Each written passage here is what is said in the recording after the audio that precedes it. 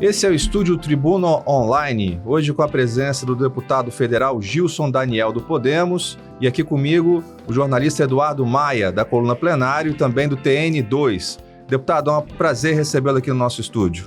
É um prazer estar aqui na tribuna mais uma vez, agradeço a oportunidade de falar um pouquinho sobre o nosso mandato, sobre aquilo que nós estamos atuando lá em Brasília, em favor dos capixabas.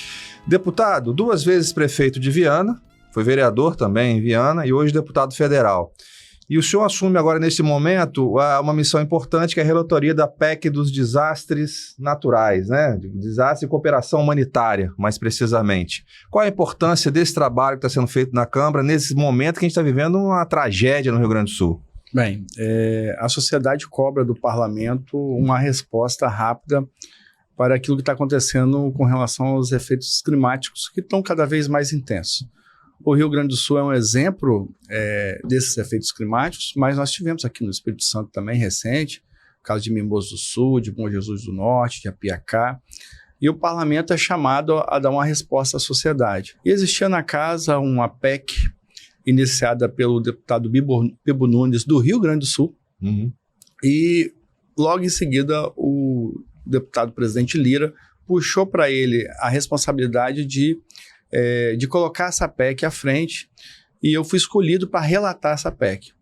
É uma PEC que destina 5% das emendas individuais para casos de desastre. É uma PEC importante para o momento, porque nós não temos recursos hoje destinados principalmente à prevenção, e os recursos somente para pronta resposta, que é o caso agora. O governo faz medida provisória para dar uma resposta ao Rio Grande do Sul. Então essa PEC vem num momento importante do país. Nós estamos trabalhando um texto para que a gente possa avançar e destinar recursos não só para pronta resposta, que é o momento do desastre, mas também para preparação, para mitigação e para prevenção, que é onde realmente precisa de recursos que hoje não tem. Hoje o senhor está se aprofundando nesse tema, e dizer que as cidades estão despreparadas para esse tipo de ocorrência é quase uma redundância. Mas aqui no Espírito Santo, como é que o senhor vê a situação do despreparo ou do preparo das cidades para esse tipo de situação? Aqui no Espírito Santo não é diferente de grande parte do país. As cidades foram construídas principalmente às margens dos rios, córregos, em áreas que não deveriam ter construções. O que acontece é que, com o passar do tempo, né, as construções foram cada vez mais próximas do rio. Então, quando tem uma chuva intensa, como essa que aconteceu em Mimoso do Sul, a água ela tem que passar. E aonde que ela vai passar? Ela vai passar aonde que ela achar espaço. Então ela vai levando casa, ela vai levando o patrimônio das pessoas, e aí o risco muito grande da população. Nós tivemos diversos óbitos em Mimoso do Sul, como no Rio Grande do Sul. Então, o que nós precisamos hoje, na verdade, é fazer a preparação, que é melhorar as defesas civis. Eu tenho defendido isso na Câmara dos Deputados. Primeiro, ter uma carreira para a defesa civil. Hoje não tem como o município não ter esse profissional de forma efetiva, com todos os estudos, para que ele possa ter os investimentos em prevenção dos locais que realmente precisa, mas também avançar na mitigação, que é o quê? É a limpeza desses canais, é reduzir o volume de água, talvez com barrais, que é o caso que foi feito agora em São José do Calçado, que foi um resultado muito, muito bom para aquela cidade, e também na prevenção, na construção de muros, da geomanta, de retirada de famílias de encosta, não deixar a construção em áreas de APP, né? Os planos diretores municipais precisam ser alterados para não deixar loteamentos serem construídos em locais que não deveriam ter moradias. Então, assim, é uma pauta que nós precisamos avançar e que os municípios vão precisar ter um olhar diferente, eu não tenho dúvida disso. Já há um mapeamento de quais locais são mais propensos a passarem por esses desastres, deputado? Nós temos trabalhado muito no Ministério da Integração, que financia os planos de redução de risco, porque através dos planos nós vamos identificar quais são as áreas que não pode ter construção, quais são as áreas de maior risco para a população.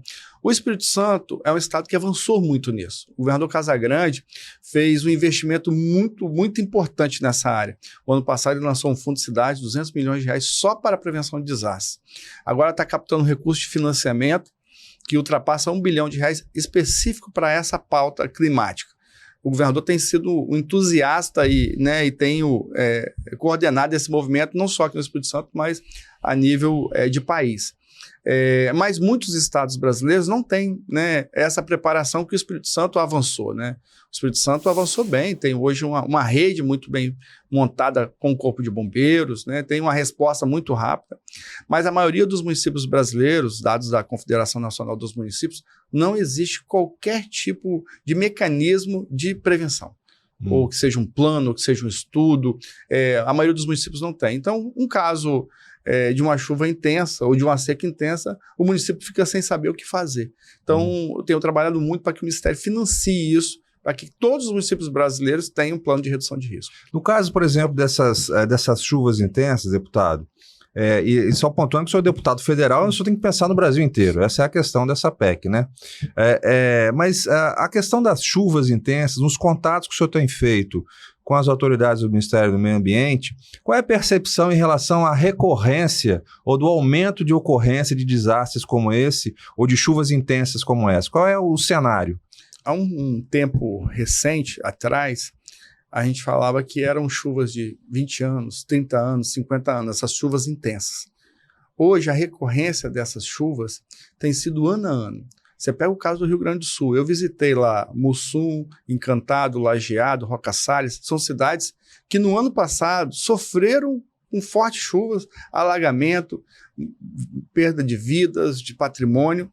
E esse ano aconteceu a mesma coisa. Ou seja, a recorrência desses efeitos climáticos estão sendo agora, não no tempo que era antigamente, né, de 20, 30 anos, e sim praticamente todos os anos. Eu tive ontem com a ministra Marina, e ela disse que no formato que está hoje, né, naquilo que o país fez de degradação do meio ambiente e tal, essa condição de prevenção terá que ter um trabalho muito forte nos próximos 30 anos para poder conseguir recuperar aquilo que nós já perdemos. Então, os efeitos climáticos vão ser cada vez mais intensos e agora não é no tempo mais que era antigamente, sim, praticamente todos os anos.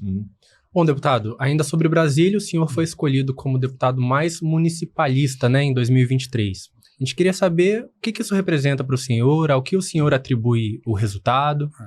Eu fui prefeito 8 anos, fui presidente da Associação dos Municípios aqui do Espírito Santo e tinha uma relação muito próxima com a Confederação Nacional dos Municípios.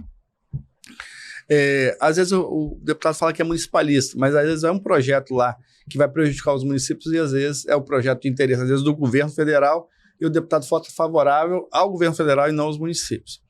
Quando eu cheguei na Câmara dos Deputados, a pauta municipalista já estava intrínseca em mim por ter sido prefeito. Eu queria estar entre os 10 parlamentares mais municipalistas do Brasil. Mas eu fiz uma atuação tão forte com a Confederação e defendendo as pautas, relatando projetos do municipalismo, destinando emenda para os municípios capixabas, trabalhando essa pauta que me consolidou como deputado mais municipalista. Eu sou o único deputado do Brasil que tem 3 projetos na pauta. Dos 10 projetos, 30% são projetos meus na pauta municipalista.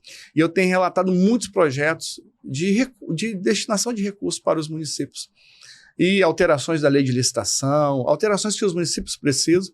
Então, isso tem me dado protagonismo na casa, com relação à pauta municipalista, mas também com a Confederação Nacional dos Municípios. Nós tivemos uma marcha dos prefeitos agora, com quase 5 mil prefeitos lá, e eu fui o único parlamentar que falou em várias arenas e no palco principal, falando da importância desses projetos que eu relato e que eu sou autor, como também das pautas que nós precisamos que os prefeitos atuem junto com seus parlamentares para a votação na casa, principalmente de benefício aos municípios. E qual é a principal bandeira do municipalismo, das prefeituras? Qual a maior dificuldade dos prefeitos hoje?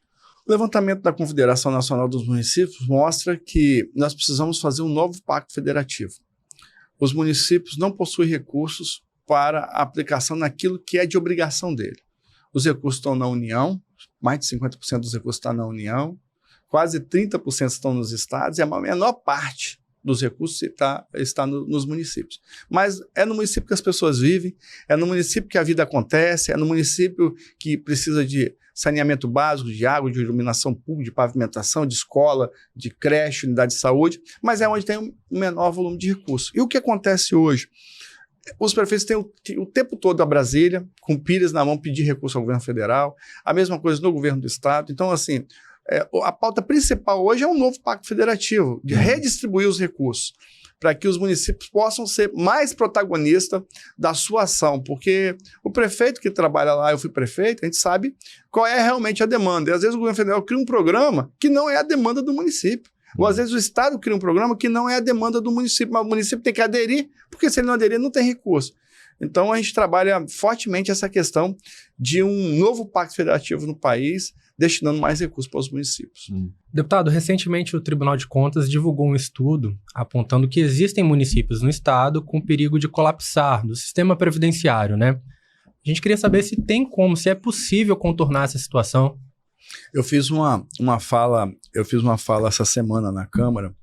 Nós temos no Espírito Santo 34 institutos de previdência próprios nos municípios.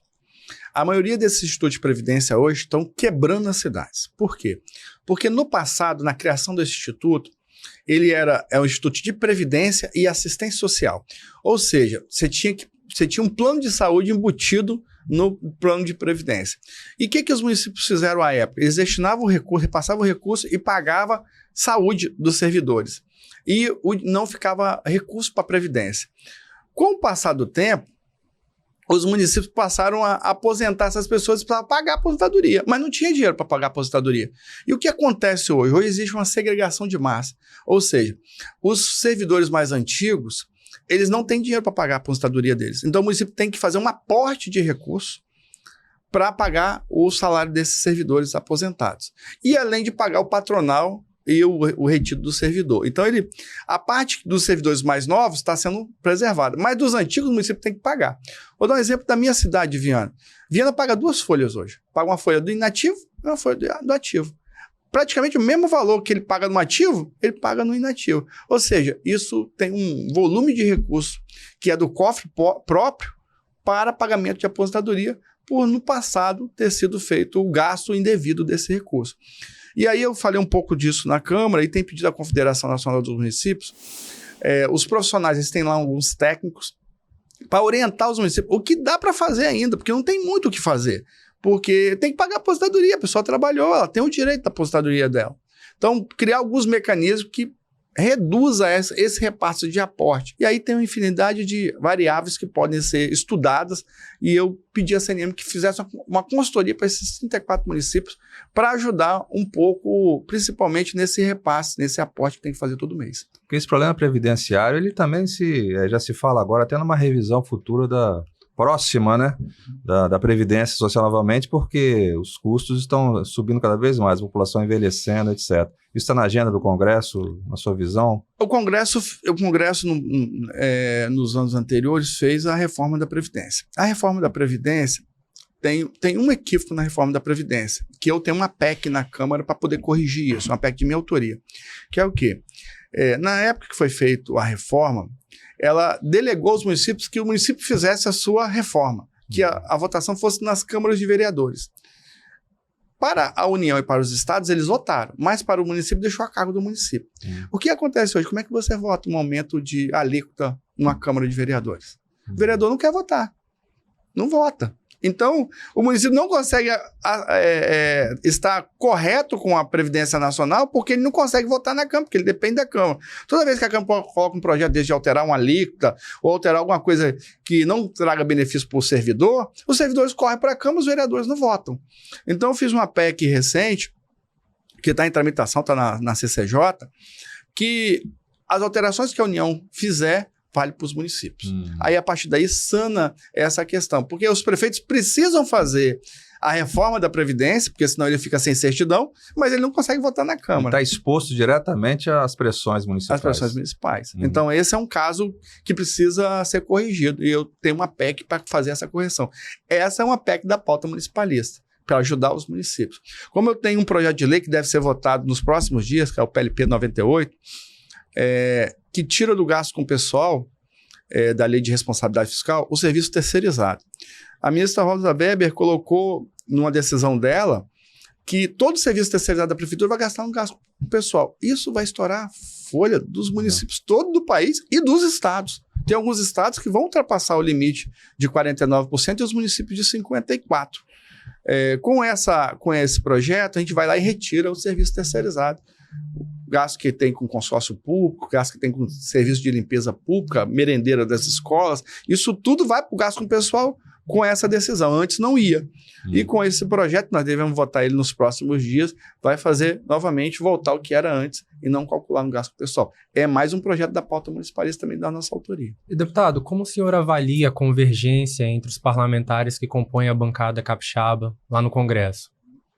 A bancada, ela é muito unida. Nas pautas que são do Espírito Santo, ela é muito unida. Assim, a gente tem a coordenação do deputado da Vitória, que é um deputado experiente, que conduz bem a bancada, ele tem uma relação com todos os parlamentares, senadores e deputados, ele faz essa coordenação com muita tranquilidade.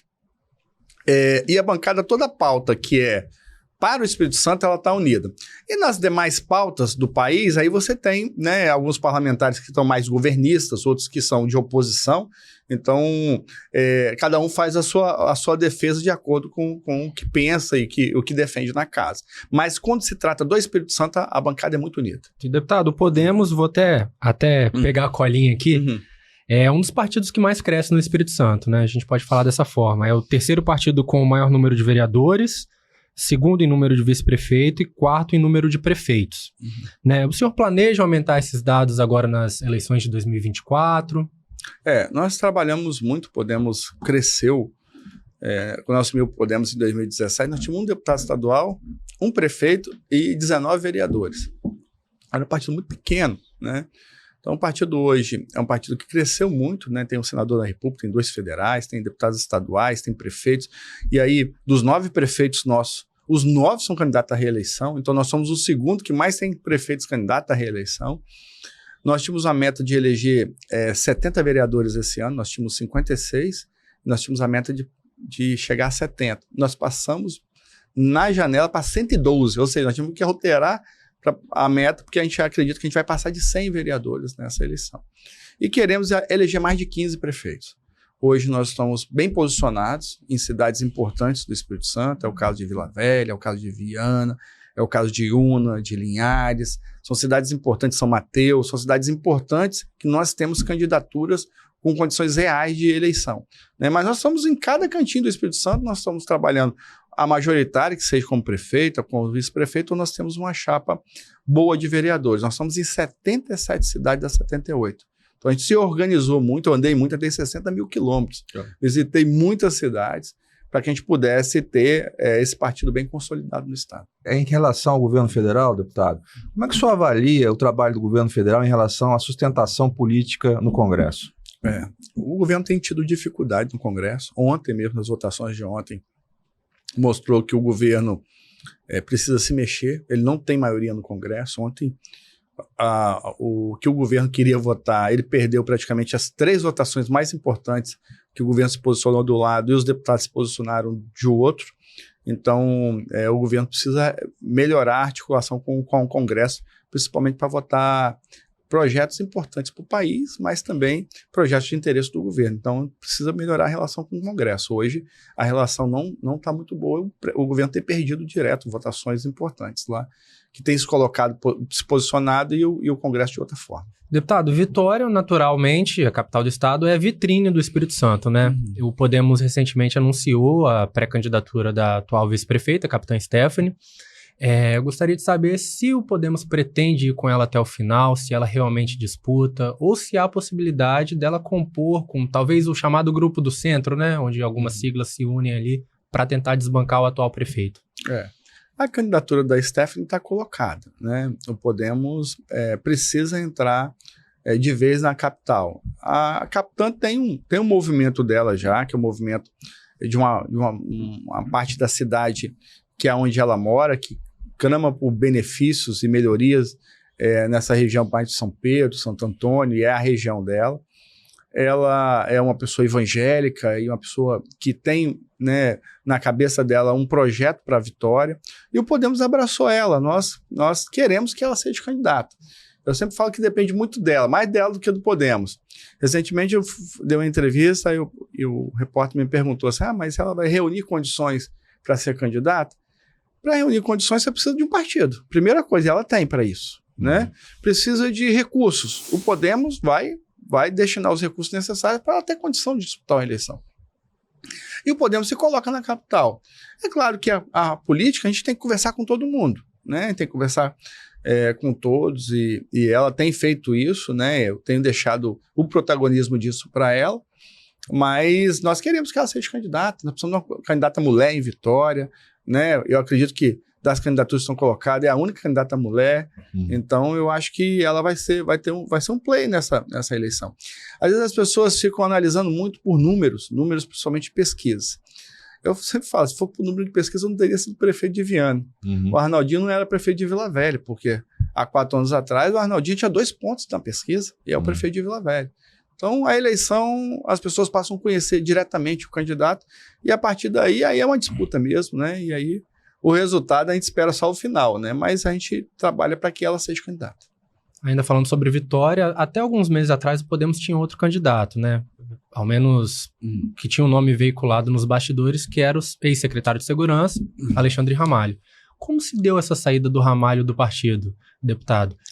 Inclusive, ele chegou a conversar com o senhor sobre a intenção de disputar em Vila Velha, e aí contra o prefeito Arnaldinho Borgo do próprio Podemos? O partido sempre teve à disposição do Ramalho em Vitória. O partido teve à disposição, né? Ele teve com a Renata Abreu, presidente nacional do partido, e ela deu as garantias para ele de uma disputa na capital, mas ele estava secretário de Justiça e tinha o interesse de disputar mais em Vila Velha. Em Vila Velha nós temos um projeto, que é o projeto da reeleição do Arnaldinho, que é um filiado do partido e é candidato à reeleição, pré-candidato à reeleição. Então, conflitou. E o Ramalho, com o desejo de disputar a eleição de Vila Velha, deixou o partido, filiou ao PL. Ele realmente falou comigo que estava fazendo esse movimento, né? E a gente tentou de todas as formas que ele ficasse no Podemos e também que ele disputasse Vitória, mas aí foi uma questão dele pessoal e infelizmente ele hoje está se colocando como candidato lá em Vila Velha. Mas essa saída, deputado, se deu de forma amigável, foi conversado? Olha só, ele, quando o Ramalho estava no governo Casagrande, que é o governo que o Podemos faz parte do grupo, que é liderado pelo Casagrande, né? Quando a pessoa sai do partido e vai para o partido de oposição ao governo, que é o PL, ele, na verdade, está deixando tudo que ele construiu para trás. Foi o que aconteceu com a saída do Ramalho. Mas, assim, ele não saiu brigado com a gente, tem uma boa relação com o Ramalho. Ele foi meu secretário em Viana, de Segurança Pública. Eu trabalhei com ele no governo do Estado, ele secretário e eu também secretário de governo. Tenho uma boa relação com o Ramalho. Eu acredito assim, que ele quer construir o futuro político dele e ele achou que essa virada para Vila Velha e para o PL seria o melhor para ele. Então, assim, foi a posição pessoal dele. A gente até tentou remover ele dessa decisão, mas infelizmente nós não conseguimos. Deputado, assim, uma avaliação sua em relação a esse ingrediente da política nacional, que é a polarização que passou a fazer parte.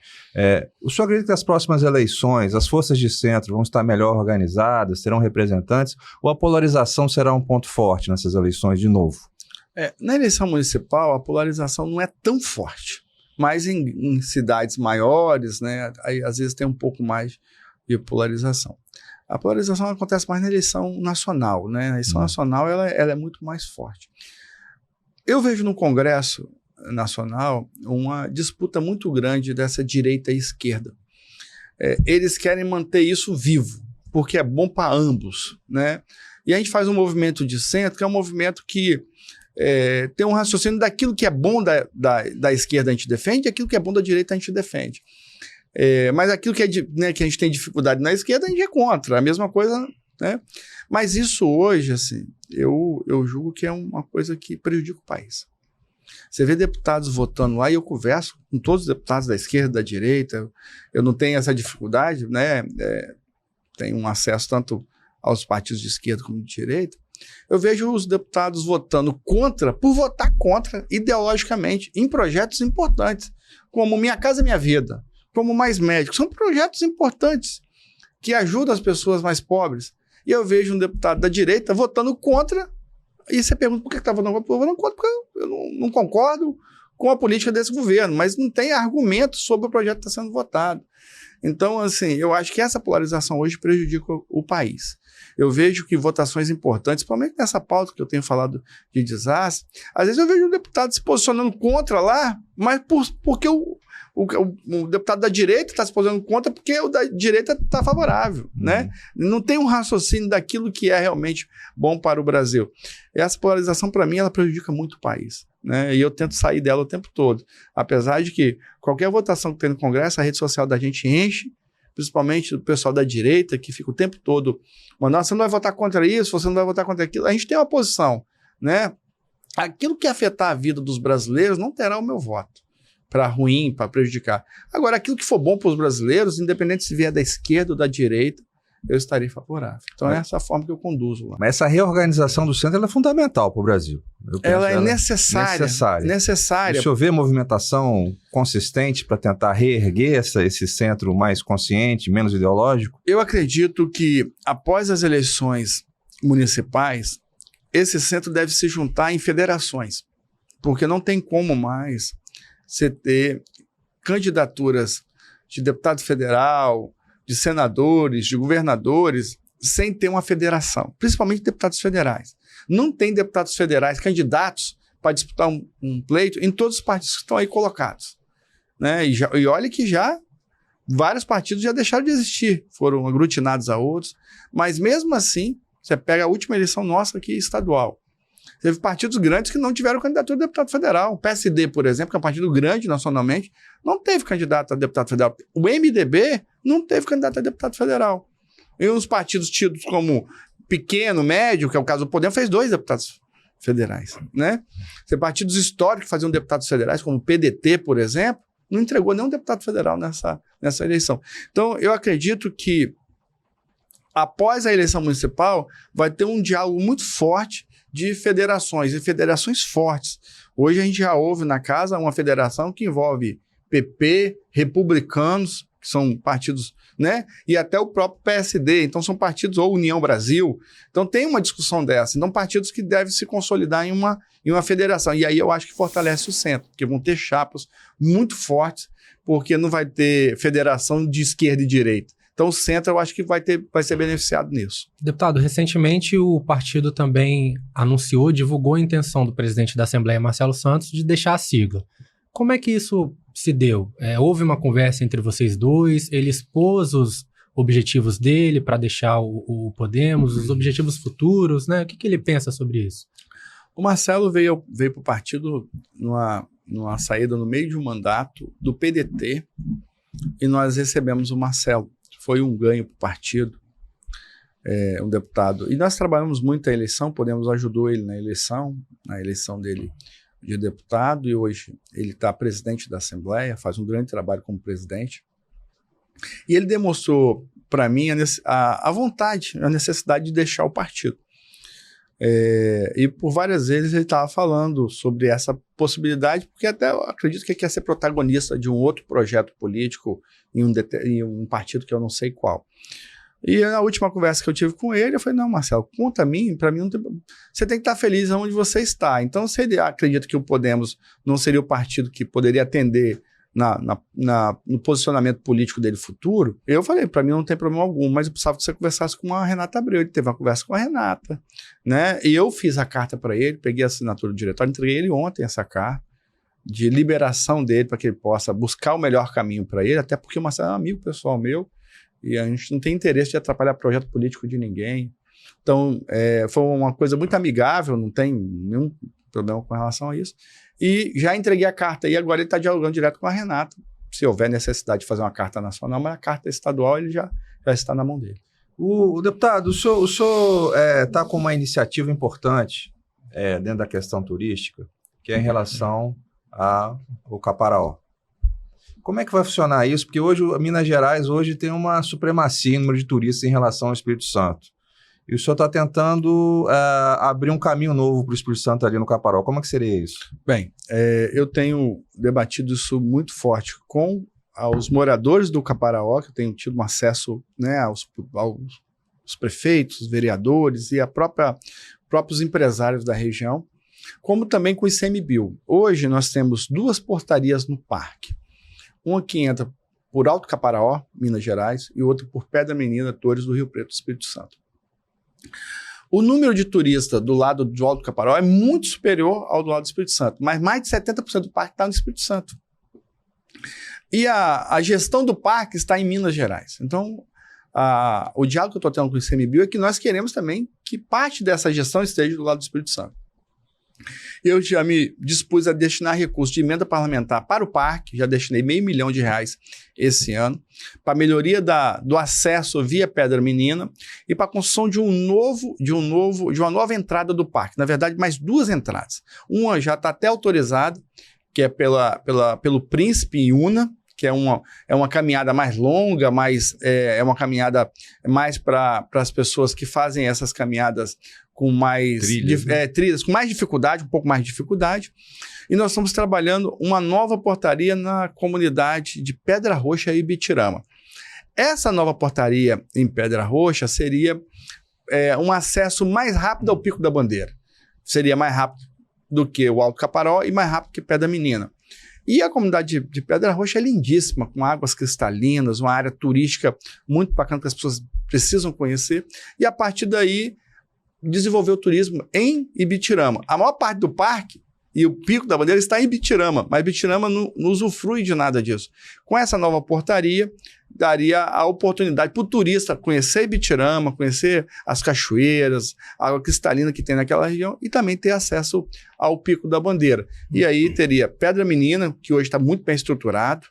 Pedra Menina tem pousadas lindíssimas, os cafés especiais, ganhadores de prêmios, está em Pedra Menina, né? Lindíssimo a localização e a população de lá é muito, muito bacana, recebe muito bem o turista, mas também expandir isso, tanto para Iuna, quanto também para Ibitirama. A gente tem acompanhado, aproveitando que o Luciano falou sobre turismo, a gente também tem acompanhado a sua atuação junto ao secretário de Turismo do Estado, Felipe Lemos, a respeito da Ferrovia Leopoldina, né? É uma luta do Estado em trazer a gestão novamente para o Estado, para os municípios que são cortados por ela, deputado? Eu tenho trabalhado isso lá com o Ministério dos Transportes, para que a Ferrovia Leopoldina seja entregue aos 11 municípios onde essa ferrovia corta. E a ideia aí, isso sendo totalmente trabalhado pela Setur, o Felipe Lemos tem trabalhado isso fortemente, da construção de um circuito turístico da ferrovia para caminhadas e para ciclovia. Esse traçado da Leopoldina é um dos mais bonitos do Brasil. Só que hoje, com a questão econômica não sendo viável para a ferrovia, ela foi meio que largada, abandonada pela VLI e pela FCA. O que nós queremos é que agora nós estamos em processo de renovação e a FCA está entregando esse trecho para o governo federal, que o governo federal destine os trechos para os municípios tomarem conta e a partir daí o Estado e o governador Casagrande é entusiasta disso, porque já fez a caminhada no trilho, já fez também o passeio quando a gente tinha trem, ele conhece bem isso e é um potencial turístico gigantesco. Então, o Felipe Lemos, que é o nosso secretário de Turismo, tem trabalhado fortemente essa questão, tem reunido os prefeitos, reunido todo o pessoal do turismo, né, que são da região, para que a gente possa potencializar, entregar os trechos para os municípios e a partir daí a gente revitalizar parques lineares, construção de ciclovias, de calçadões, melhoria da mobilidade de alguns centros da cidade, porque a ferrovia corta as cidades, restaurantes, gastronomia. O projeto é lindíssimo, né? E eu acho que vai ser um potencial forte para o turismo capixaba. Eu tenho sempre falado que o Estado, com a nova reforma tributária, ele vai ter que olhar para o turismo, porque a nova reforma tributária, os recursos vão ser onde está o consumo. E o Espírito Santo é pequeno em população para o consumo. Então, nós temos que atrair o nosso estado. Para atrair, é através do turismo. E acredito que essa ferrovia, como a questão do Parque do Caparaó, como a questão das belíssimas praias que nós temos condição de receber o turista brasileiro e internacional aqui no Espírito Santo. Luciano, deixa eu puxar novamente para a política aqui. Cariacica, deputado, como é que é a atuação do Podemos lá, agora a reeleição, né? O prefeito Euclério com um projeto de reeleição. A gente sabe que o prefeito é super aliado do governador Renato Casagrande. Queria saber se o Podemos tem a intenção de reivindicar o posto de vice do Euclério, ou se isso não foi conversado. Não, nós fazemos parte desse mesmo movimento do governador Casagrande. Lá em Cariacica, especificamente, nós temos uma relação muito próxima com o prefeito Euclério, que tem feito um grande trabalho, e a gente, sempre que tem um prefeito que executa e que trabalha para a sociedade, a gente quer ajudar, né? O caso de Cariacica, o Euclério fez um grande trabalho. O Podemos, hoje, é uma base lá do prefeito Euclério. Nós não reivindicamos vice, porque nós não acordamos isso com ele. Nós só acordamos que nós queremos ajudá-lo na reeleição dele para continuar ajudando o povo de Cariacica. Então, eu estarei na campanha dele, eu vou andar a Cariacica, como andei com ele na eleição passada, pedindo votos para que ele possa continuar governando a cidade.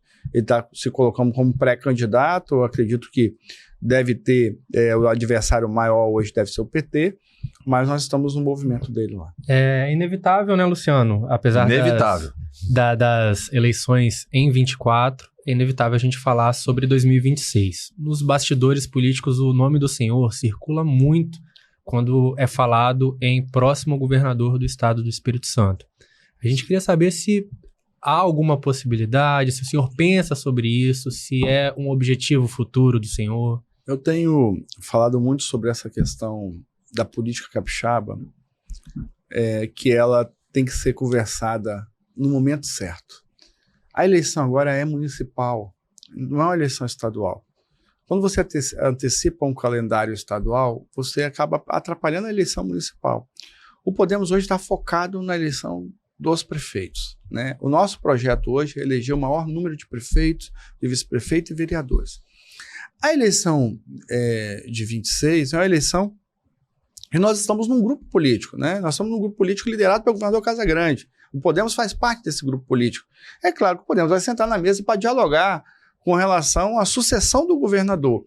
Mas o momento agora é o momento de pensar a eleição municipal, né? Eu, naturalmente, sou candidato à reeleição, né? Naturalmente, porque eu sou deputado, tenho feito uma atuação em favor do Espírito Santo, mas o diálogo com relação à eleição de 26 nós vamos fazer no tempo certo, né? Não adianta se antecipar, até porque a eleição municipal vai dizer muito do que vai ser em 26. Os resultados dos partidos vão dar meio que um direcionamento de como vai ser a eleição. E também o governo Casagrande, nós precisamos, né, trabalhar para que o governo dele continue no ritmo que está. O governador está entregando em todas as cidades muito, está fazendo muito pelos municípios, pela população capixaba, e ele vai liderar esse processo. Tem muito ainda para acontecer, a gente não sabe se o governador vai até o final do mandato, a gente não sabe se o governador deixa o mandato em março, né, em abril, ali, entre abril e março, para ser candidato a senador. Essa decisão ainda não tem. Então, qualquer mudança nessa questão muda todo o processo eleitoral, né? Você tem o vice-governador Ricardo Ferraço, que naturalmente, se o Renato sair para ser candidato a senador, naturalmente ele assume o governo e ele, né, pode reivindicar a candidatura, e nós estamos no mesmo bloco, no mesmo movimento. Então, assim, essa eleição ela vai realmente... o funil vai ser mais ou menos para 25, 26. Agora realmente é eleição municipal, entendeu? Estou mais preocupado com a eleição municipal. Bom, eu queria agradecer a presença do deputado federal Gilson Daniel do Podemos aqui no estúdio Tribuna Online. Foi uma conversa muito boa e acho que a gente tem muito assunto ainda que pode destrinchar. Essa entrevista vai nos nossos canais, YouTube, o maior canal de comunicação de empresas de comunicação do Espírito Santo, com mais de 500 mil seguidores, é o YouTube da Rede Tribuna.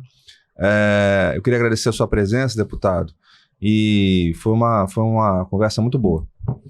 Olha só, Luciano, Eduardo, eu agradeço muito a oportunidade de estar aqui, falar um pouquinho do nosso mandato, né, a oportunidade de falar para uma grande rede, com um público, né, capixaba nos ouvindo e vendo o trabalho que nós estamos fazendo no Congresso Nacional. Nosso interesse está em Brasília defendendo os capixabas, trabalhando pautas que atingem diretamente os capixabas e os brasileiros.